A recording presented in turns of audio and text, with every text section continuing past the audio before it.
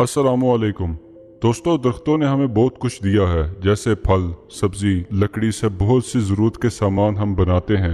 लेकिन इनमें से सबसे ज़रूरी चीज़ जो दरख्त हमें देते हैं वो है ऑक्सीजन। दुनिया की 28% ऑक्सीजन दरख्तों से ही पैदा होती है। ये हमारे इन्वायरमेंट के लिए बहुत ही इम्पोर्टेंट है। फिर भी हम दरख्तों को लगातार काटते ही जा रहे हैं। जंगल हमारे इकोसिस्टम को मेंटेन करने में बहुत ही ज़्यादा रोल अदा करते हैं। ये जानवरों के लिए भी बहुत इम्पोर्टेंट है क्योंकि ये उनका घर है। इसीलिए हमारी गवर्नमेंट और साइंटिस्ट ने मिलकर बहुत से नेचुरल वाइल्ड लाइफ सेंचुरीज बनाई हैं ताकि हम इंसान जंगलों को खत्म ना कर सकें। ऐसे ही बहुत से लोग भी हैं जो कि दुनिया के इंसानों से काफ़ी अलग तरह के हैं, क्योंकि ये लोग हमारे प्लेनेट को और जंगलों को बचाने का काम कर रहे हैं।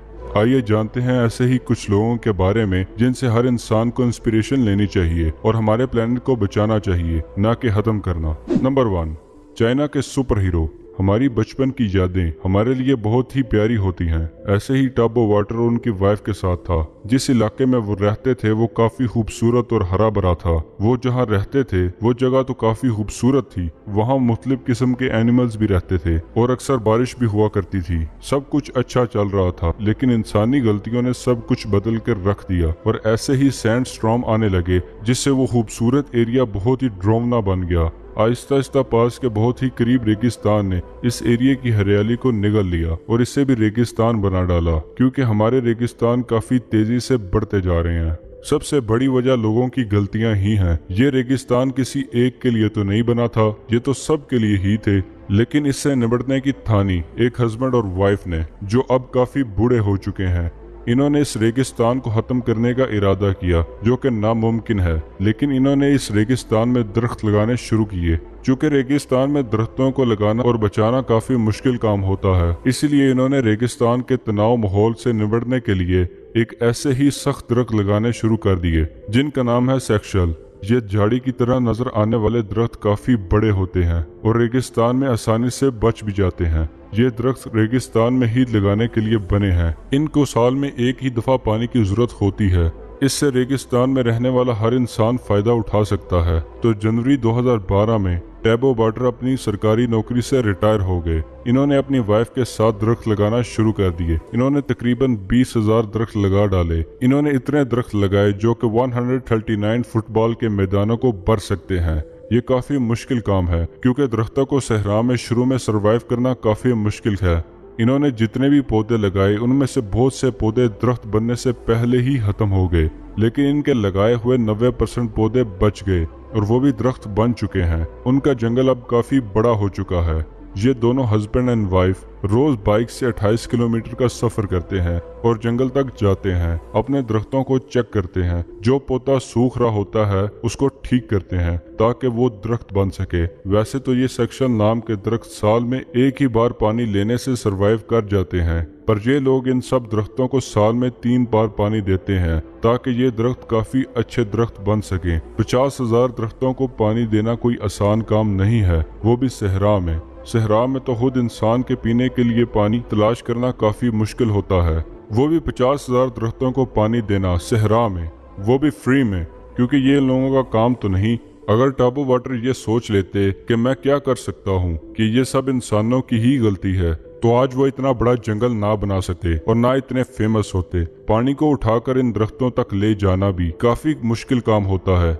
इसीलिए पहले तो ये लोग खुद ही पानी को भरकर लेके जाते थे, लेकिन अब इन्होंने कुछ गधे खरीद लिए हैं। इनकी मदद से ये लोग पानी को जंगल तक लेके जाते हैं। नंबर 2, दरख्त हमारे लिए बहुत ही इम्पोर्टेंट है। ये आसपास के एनवायरनमेंट को ठंडा भी रखते हैं। दरख्त हमें बहुत से फायदे भी देते हैं। ये परिंदों के लिए भी बहुत फायदेमंद होते हैं। ये दरख्त कुछ परिंदों के घर भी होते हैं। एक और काम भी दरख्त करते हैं, वो ये है कि मिट्टी को बांधे रखना। इनकी जड़ें धागों की तरह काम करती हैं और मिट्टी को मजबूती से जकड़े रखती हैं। अगर ऐसा ना हो तो बारिश में बहुत सी मिट्टी बहने लगे। इसे सॉइल एरोजन यानी मिट्टी का कटाव कहते हैं। ऐसी ही एक प्रॉब्लम इंडिया के आइलैंड में, जिसका नाम है मोजाली, में हुई है और अंदाजे के मुताबिक 20 सालों के अंदर ये पूरे का पूरा आइलैंड ही बह के खत्म हो जाता। लेकिन ऐसे ही मुश्किल वक्त में असली सुपर हीरो की एंट्री होती है, जो प्लेनेट को बचाते हैं। ऐसे ही एक सुपर हीरो इस मौके पर आया, जिसका नाम था यादव।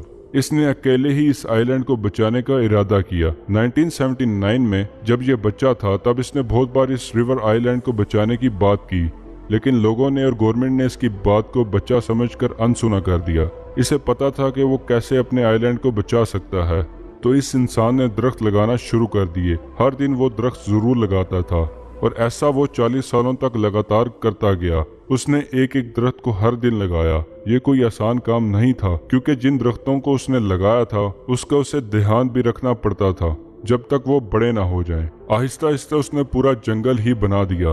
30 सालों में अब वो रेगिस्तान जंगल की शक्ल में अब हमारे सामने आ चुका था। उसने इन्हीं दरख्तों को अपना खानदान भी समझा और इनके दरमियान एक झोंपड़ी बनाकर अपनी वाइफ और बच्चों के साथ रहने लगा। उसने टोटल 1359 एकड़ में दरख्त लगाए। उसके इस जंगल में टाइगर्स, एलिफेंट्स और इस तरह के कई जानवर भी रहते हैं। और उसने एक इंटरव्यू में बताया था कि उसे सबसे बड़ा डर शिकारी इंसान से है, जो कि इसके बनाए हुए जंगल को खत्म करने की कोशिश करते रहते हैं। लेकिन उसने अब भी दरख्तों को लगाना नहीं छोड़ा और अब भी वो दरख्तों को लगा रहा है। उसकी वजह से ये आइलैंड अब सेफ है। इस आम इंसान ने जो काम किया वो वाकई ही काबिले तारीफ है। इसके बदले में इसे 2015 में इंडिया के चौथे सबसे बड़े इनाम पद्मश्री से नवाजा गया। हमें एक्ट्रेस से नहीं बल्कि इन रियल लाइफ हीरो से इंस्पिरेशन लेनी चाहिए। नंबर 3, MC डेविस की जिंदगी का आगाज बेहद गरीबी में हुआ। दुनिया के बहुत से बच्चे अपनी जिंदगी बेहद गरीबी में गुजारते हैं, लेकिन MC डेविस उनसे भी ज्यादा गरीब थे। इन्होंने अपने खानदान के 5 लोगों के साथ एक छोटे से टूटे हुए ट्रेलर में अपना बचपन गुजारा। डेविस अच्छी जिंदगी गुजारना चाहते थे। उनकी इसी सोच ने उन्हें गलत रास्ते पर चला दिया। ये गैम्बलिंग करने लगे, यानी एक ऐसा काम जिसे करके भले ही कुछ लोग अमीर हो गए, लेकिन ज्यादातर लोग बर्बाद हो गए। उनका घर, उनका खानदान, सब कुछ तबाह हो गया। यहाँ तक कि इस खेल ने लोगों की जान तक ले ली। लेकिन डेविस के साथ ऐसा नहीं हुआ। 16 साल की उम्र में ही ये गैम्बलिंग करने लगे थे। उन्हें इसमें से कुछ फायदा हुआ तो ये बिजनेस करने लगे और 14 सालों तक इन्होंने अपनी जिंदगी का एक ही मकसद बना लिया कि इन्हें पैसे कमाने हैं और बेहद पैसे कमाने हैं और अपनी गरीबी दूर करनी है। वो अपना काम कर रहे थे और पैसे कमा रहे थे, लेकिन अचानक एक तूफान आया और वो ट्रैफिक जैम में फंस गए। ट्रैफिक जैम में लगे डेविस ने सोचा कि वो एक रोड के किनारे पे एक स्कूल प्रेजेंटेशन को देख लेते हैं। उन्होंने ऐसा ही किया। इस प्रेजेंटेशन में उन्हें फ्लोरिडा बियर के बारे में पता चला। इससे पहले इन्हें यह भी नहीं पता था कि फ्लोरिडा में भालू पाए जाते हैं या नहीं। ये भालू कम होते जा रहे थे। इस भालू के बारे में जानने के बाद इसे एनवायरनमेंट से काफी लगाव हुआ और इन्हें एनवायरनमेंट से रिलेटेड बुक्स भी पढ़ना शुरू कर दिया।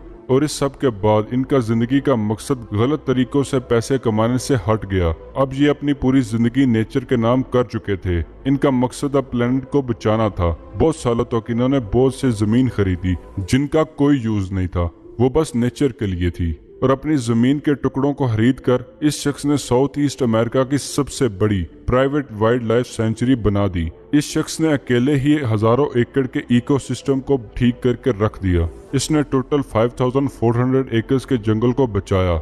इस जंगल में फ्रॉग्स, टर्टल्स और बहुत सी जगहों पर हजारों किस्म के जानवर रहते हैं। लेकिन नवंबर 2014 में पता चला कि डेविस को 4 स्टेज का लंग्स कैंसर है। लेकिन इनके 300 साल के प्लान नेचर को बचाने के लिए बनाए गए सब प्लान वैसे ही काम कर रहे हैं, क्योंकि उनकी मौत के बाद ये काम बखूबी उनकी टीम सर अंजाम दे रही है, जिससे जानवरों और नेचर को बचाया जा रहा है। ये काम इन रियल लाइफ हीरोज ने किए हैं। ऐसा भला कौन करता है और कौन सोचता है? लोग इन पर हंस रहे थे, क्योंकि किसी रेगिस्तान को जंगल बनाना कोई आसान काम नहीं।